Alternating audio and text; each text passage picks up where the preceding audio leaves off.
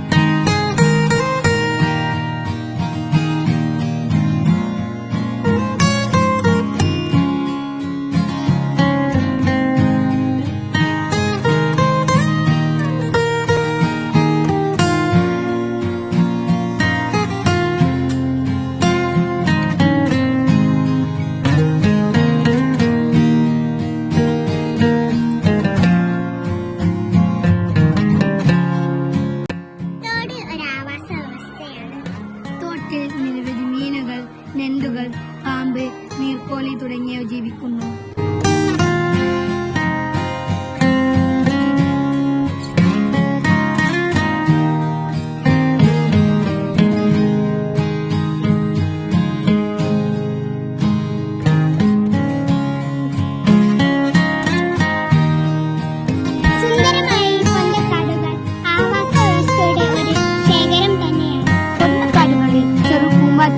തുമ്പികൾ തുടങ്ങി ചെറിയ ചെറിയ ജീവികൾ പൊന്തക്കാടിനെ ആശ്രയിച്ച് ജീവിക്കുന്നു.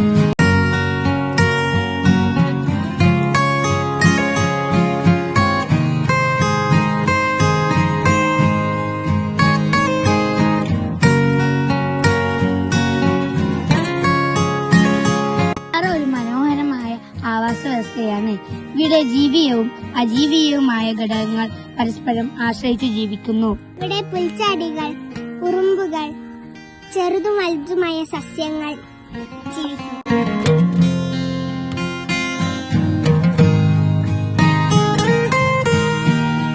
മറ്റൊരു മനോഹരമായ ആവാസ വ്യവസ്ഥയാണ് വയൽ. മീനുകൾ, കൊക്കുകൾ, മീനെ പിടിക്കാൻ വരുന്ന പൊന്മാനുകൾ ഇവയൊക്കെയാണ് ഈ ആവാസ വ്യവസ്ഥയെ ആശ്രയിച്ച് ജീവിക്കുന്നത്.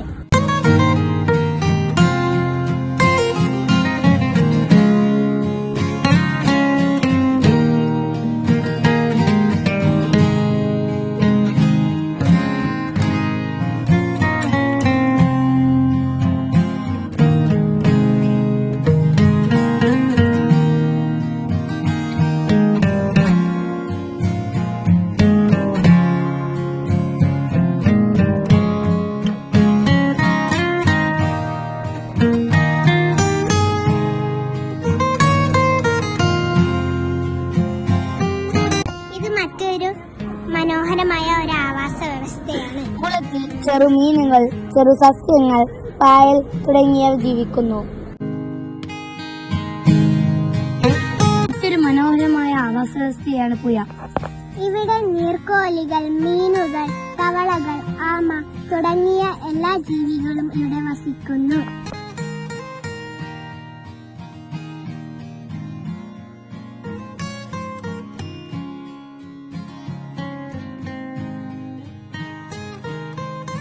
പ്രകൃതിയിലെ ജീവജാലങ്ങളുടെ നിലനിൽപ്പ് ഇപ്പോൾ വലിയ ഭീഷണിയിലാണ്. മനുഷ്യന്റെ അനിയന്ത്രിതമായ കടന്നുകയറ്റം, പ്ലാസ്റ്റിക് മലിനീകരണം ജീവജാലങ്ങളുടെ ആവാസ വ്യവസ്ഥ നശിപ്പിക്കുന്നു.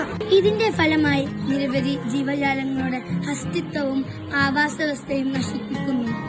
നമ്മുടെ പ്രകൃതിയെയും ജീവജാലങ്ങളെയും സംരക്ഷിക്കൽ നമ്മുടെ കടമയാണ്. നമുക്ക് കൈകോർക്കാം നല്ലൊരു പ്രകൃതിക്കായിട്ട്.